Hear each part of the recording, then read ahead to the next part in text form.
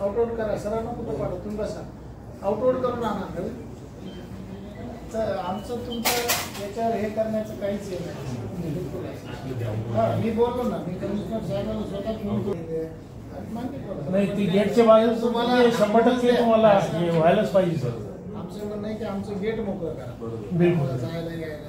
आता आतून बघितलं असेल आम्ही ते यशस्वी हा ना सर ते तिथं फळाच्या गाड्या कशा काय 50 वर्षात नाही झाली इतकी एक वर्षात झाली. आमचे सेक्रेटरी आमचे सगळ्यात मोठे जे बॉस आहेत आत्ताच घेऊन गेले गरीबाचा खूप आशीर्वाद लागणार असेल मराठवाड्यामधून पब्लिक येते सर. मुख्यमंत्री साहेब बोलले ना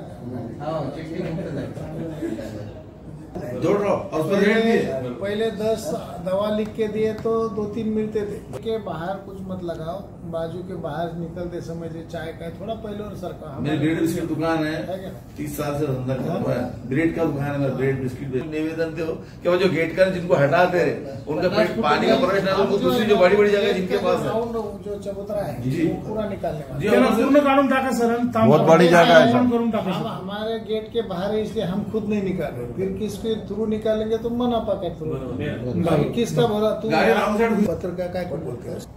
यस सर. आज शासकीय महाविद्यालय व रुग्णालय म्हणजेच घाटी छत्रपती संभाजीनगरच्या मुख्य प्रवेशद्वाराच्या समोर आम्ही सुशोभीकरणाचं काम सुरू केलेलं आहे. त्या ठिकाणी एक चांगलं गेट असावं ज्या ठिकाणी आल्यानंतर कोणत्याही ग्रामीण भागातील रुग्ण असतील त्यांचे नातेवाईक असेल शहरातील नागरिक असेल त्यांना या ठिकाणी आल्यानंतर या ठिकाणी घाटी रुग्णालयाचे लवकर निदर्शनास यावं ते दिसावं अशा दृष्टिकोनातून सध्या आम्ही जे घाटीमध्ये सुधारणा सुरू केलेल्या आहेत रस्ते असतील कंपाऊंड वॉल असेल ड्रेनेज असेल तर यामध्ये हे गेटसुद्धा चांगलं असावं त्यासाठी ऑलरेडीच सार्वजनिक बांधकाम विभागाने मान्यता दिलेली आहे त्याच्यासाठी आम्ही पैसाही मंजूर केलेला आहे. परंतु त्या ठिकाणी काही चहाची दुकानं होती फळांची दुकानं होती जी आपल्याला गोरगरीब जे रुग्ण येतात ग्रामीण भागातून त्यांच्यासाठी आवश्यकसुद्धा आहेत. परंतु त्या गेटच्या समोर ही दुकानं असल्यामुळं त्या ठिकाणी येणाऱ्या रुग्णवाहिका असतील रुग्णांचे नातेवाईक असतील चारचाकी वाहनं असतील त्यांना अडथळा येत होता. म्हणून घाटी प्रशासनातर्फे या संस्थेचा अधिष्ठाता म्हणून मी महानगरपालिकेचे माननीय आयुक्त महोदय आणि त्यांना प्रशासनाला पत्र दिलं होतं की हे अतिक्रमण जे आमच्या गेटच्या समोर आहे तर ते काढावं.